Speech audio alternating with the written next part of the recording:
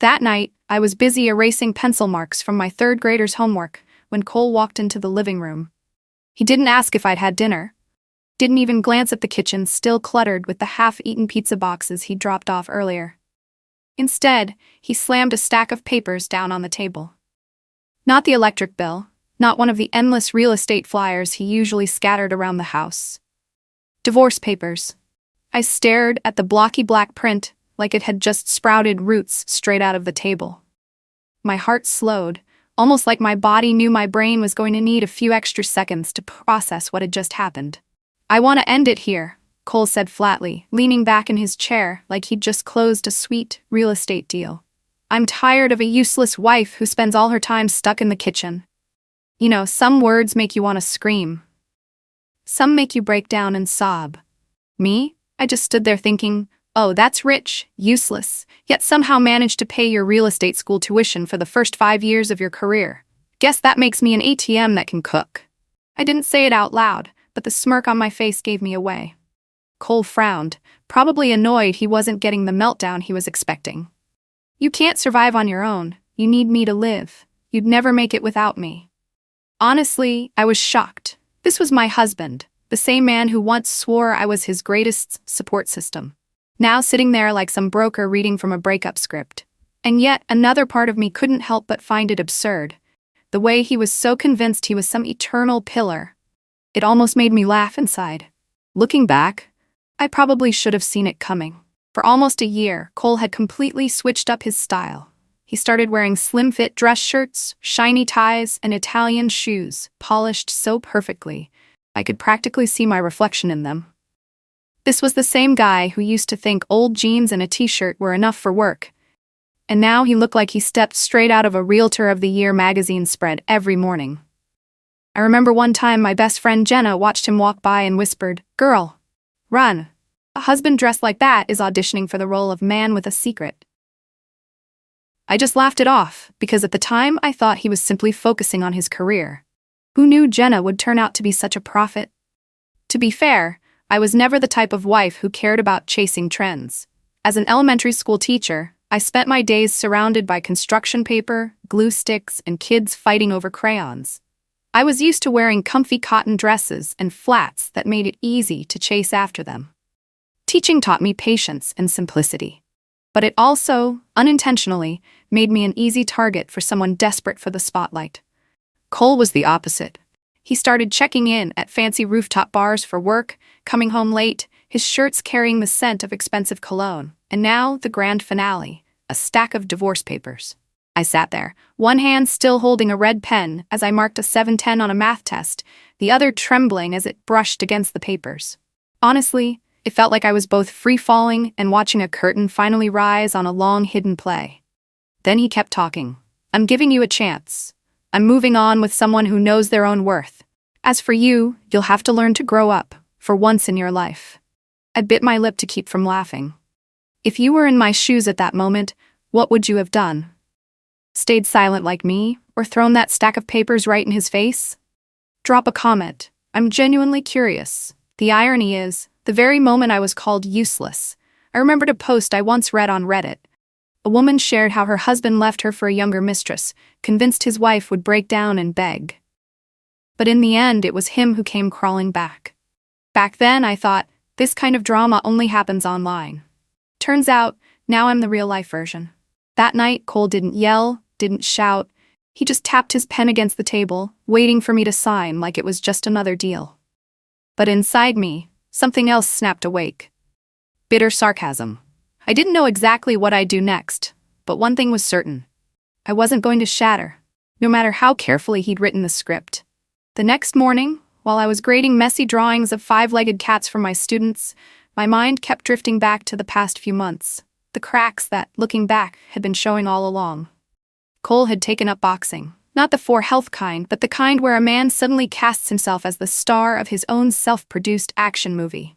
He was posting stories non-stop, slow-motion clips of him punching a heavy bag, captions dripping with "warrior who never falls" energy.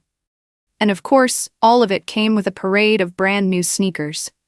I'd never seen anyone go through shoes that fast, unless they were planning to open a full-on Nike showroom in their living room. Every time I asked, "Do you really need another pair of shoes?" Cole brushed me off, saying, "Gotta look professional for clients." Which was hilarious because last I checked, real estate only required a decent suit and some knowledge about interest rates. But apparently, in Cole's mind, clients were going to buy a house because his sneakers perfectly matched his boxing gloves. I told Jenna about it once, and she hit me with a blunt, "Girl, that's a red flag." I laughed it off back then, thinking maybe men just need harmless hobbies.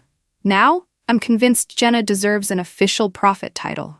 The changes didn't stop at the gym. Suddenly, Cole got dedicated to client meetings, but instead of showing houses, he was checking in at rooftop restaurants and fancy steakhouses around the city. On Instagram, his captions were things like, "Success is a habit, not an accident." I swear I wanted to comment right under it. Yeah, that habit must be swiping your wife's credit card to pay for all that wine. Of course, I stayed quiet. Tell me, how would you feel if your husband was posting 5-star dinners while the only thing left in your fridge was an expired carton of milk? I also started noticing the way he looked at me. Back then, Cole used to say I looked cute in my little floral cotton dresses, especially when I was busy painting posters for my class. Now, he'd frown at me like I was committing a fashion crime. "You should try dressing a little sexier," he blurted out. "Right now you look like an old lady." I froze, thinking, so apparently jeans and sweaters for a full day of teaching equals aging 10 years in his eyes. I honestly didn't know whether to be angry or just laugh. Everything blew up one night when I pulled out the credit card to pay for a textbook order and saw a charge for several $1,000s at a diamond store in downtown Boston. Don't get me wrong, Cole had never bought me anything remotely that fancy. The most luxurious gift I'd ever gotten from him was a vacuum cleaner he proudly said was for both of us. So yeah, I knew something shady was going on. That night, I waited until he came home. Cole walked in reeking of cologne, his dress shirt unbuttoned at the top, looking like he'd just filmed a watch commercial. I held up the bank statement right in his face. "Cole, what did you buy at Cartier?" I asked directly, my heart pounding but my voice steady. I had braced myself for some lame excuse, maybe an argument, or at least the classic, "It was a gift for a client." But nope. Cole smirked, calm as if he were commenting on the weather. "Yeah, I was going to tell you soon. I'm seeing Sienna. She's a bartender at Sky Lounge." I froze for a few seconds. Sky Lounge, the most popular rooftop bar in the city, packed with students and 20-somethings scrambling for Instagram shots. And Sienna, just hearing the name sounded smooth, was Cole's new chapter. He went on, voice dripping with pride, "She makes me feel young again. You're just responsibility now." I swallowed hard, caught between anger and feeling like I was watching the worst sitcom ever written. Hard to believe that the man who once couldn't tell the difference between a latte and a cappuccino now thought a young bartender was his magic ticket back to youth. I couldn't stop the sarcastic thought in my head. If she makes you feel young again, maybe I should thank her for saving you money on Botox. I just stood there, still clutching the bank statement in my hand. But tell me, if it were you, after hearing "you're just responsibility," would you have slapped him right then or walked away? Drop it in the comments because I'm still debating whether to see myself as the useless wife or the wife with receipts in hand. That night, while Cole climbed into bed with the smug face of a man who thought he'd just won a boxing match, I lay turned to the other side, my mind spinning. So all those body-showing stories, the sneakers, the cheesy motivational captions, they were just the runway leading up to his new leading lady, Sienna, the bartender with glittery cocktails and a smile that made people believe they were immortal.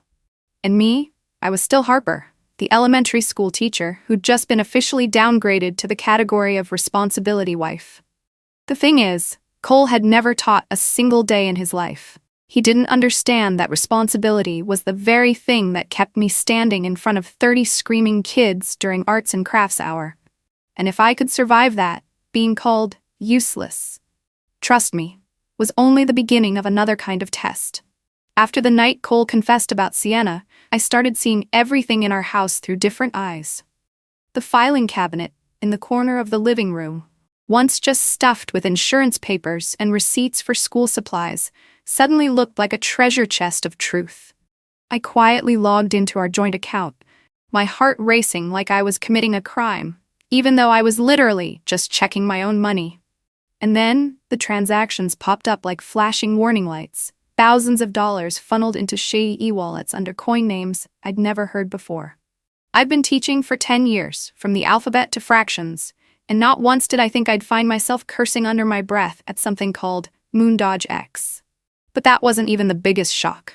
On top of the crypto mess, there were piles of receipts for luxury splurges, niche perfumes, Italian leather shoes, even a Bose speaker system that I swear Cole wouldn't know how to connect to Bluetooth if his life depended on it. Every time I bought an extra box of crayons for my class, he'd complain about wasting money.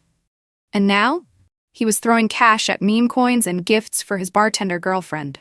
It was so absurd, I literally pulled out my gradebook and wrote a list. Cole, minus points for responsibility, plus points for reckless spending. I knew I couldn't deal with this alone. So I called my brother Mason. Mason's a lawyer, the kind of guy who can turn a crumpled receipt into a smoking gun piece of evidence.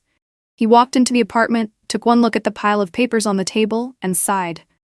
"Harper, why didn't you call me sooner?" I shot back with the most teacher thing I could say. I was busy grading, didn't have time to grade him yet. Mason got right to work.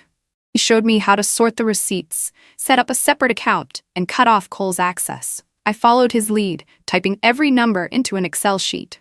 And when the endless rows of data finally filled the screen, I burst out laughing. "You know," I said, "I always thought Excel was just for grading students. Who knew it would turn into a weapon of mass marital destruction?"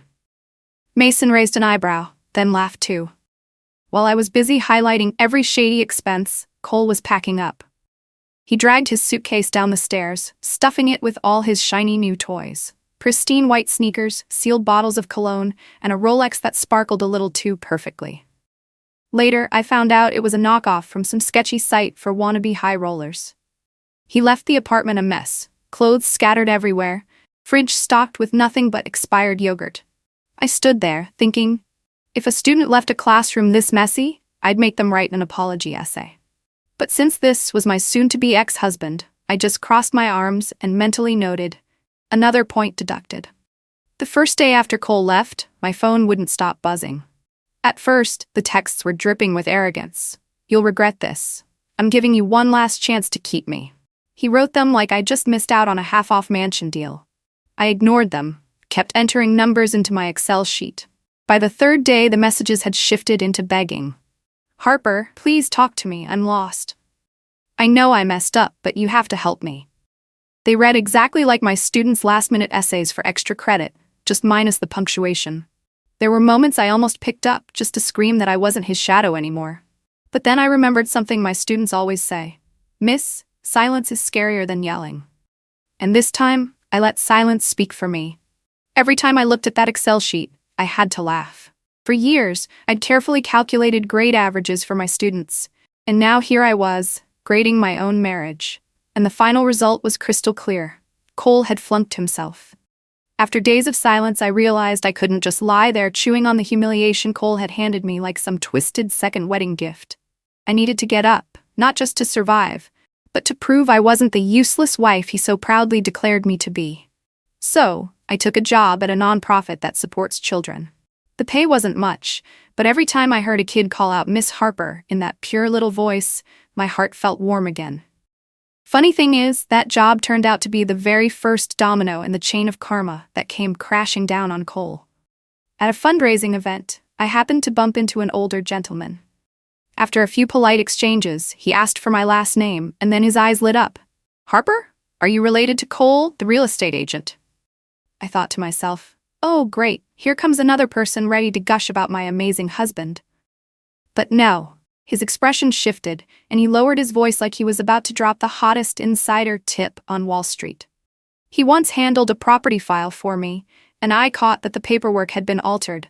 The signature was photocopied, the numbers didn't add up. Luckily, my lawyer double-checked it in time. I didn't want to make a fuss back then, but now that I've heard your name, I need to warn you, don't trust him.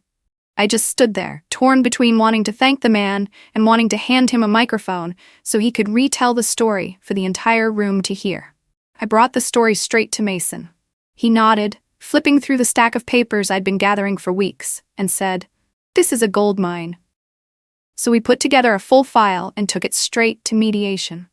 That day, Cole strutted into the room with the confidence of a man about to win an Oscar. I calmly opened my laptop and pulled out the neatly printed pages. The mediator read aloud every expense, from rooftop restaurants to thousands of dollars funneled into Moondog X crypto wallets. Cole's face grew redder by the second, his eyes darting around like he was searching for a remote to fast forward through the scene. Watching him, all I could think was, DiCaprio, realizing the Oscar slipped away again. And then came the ultimate twist. Just when I thought I had enough evidence to send him straight back to square one, Sienna reached out. But not to curse me out. No, she angrily admitted that Cole hadn't just been draining my money, he'd been milking hers too. He'd borrowed cash under the excuse of investing in a high-tech real estate startup, something that sounded straight out of Silicon Valley. In reality, every cent went to paying off his credit card debt. My jaw dropped. All this time I thought I was the ATM that could cook, but turns out he went and found himself an ATM that could mix cocktails. Sienna was so furious she filmed a full-on confession and posted it straight to TikTok.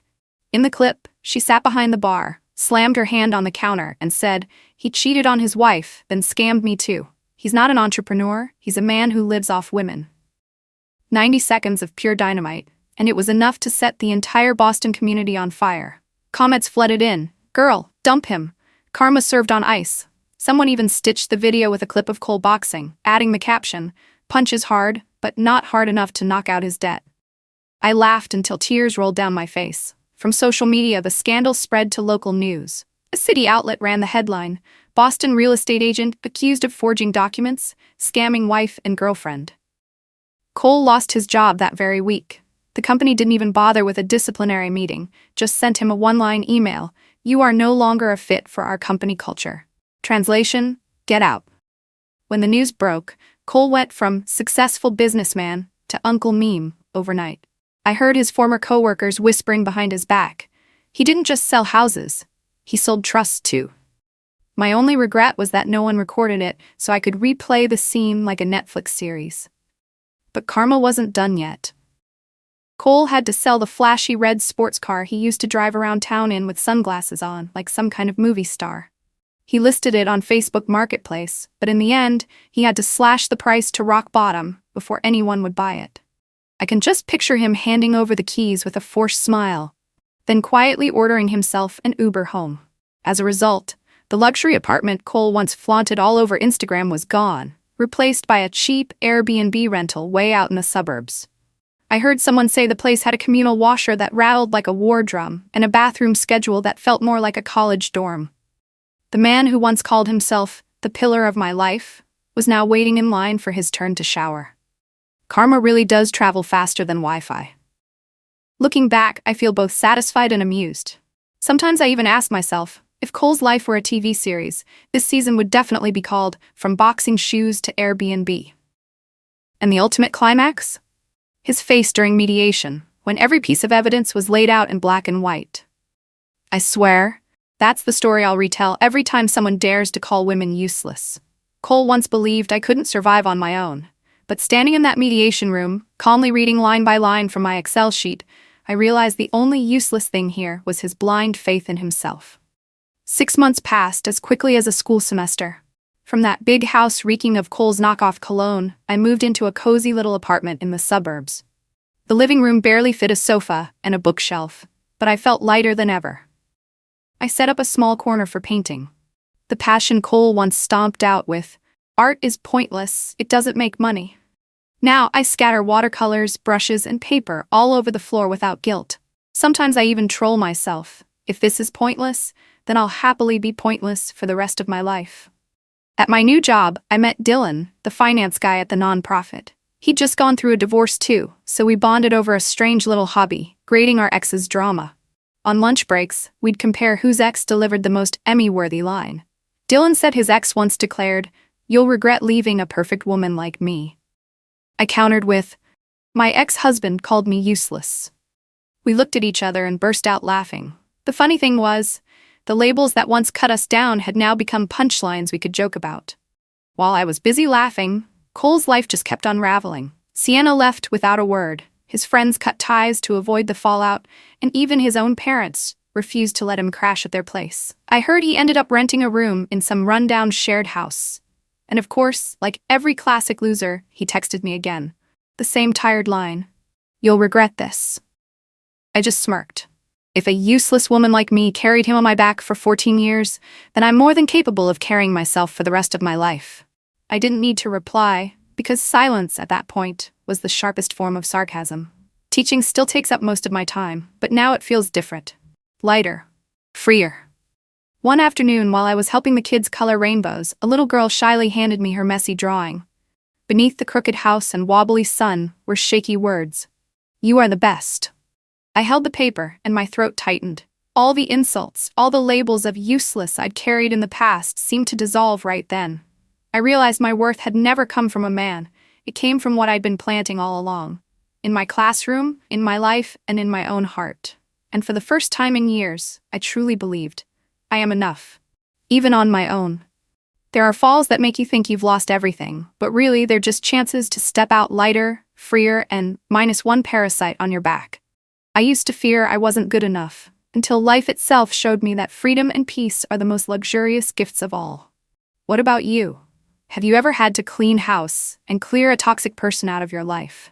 And how did it feel afterward? Drop a comment. I really do read them all. And if you enjoy stories that are equal parts drama and sarcasm, don't forget to hit subscribe. Who knows, maybe the next story will be karma coming for you.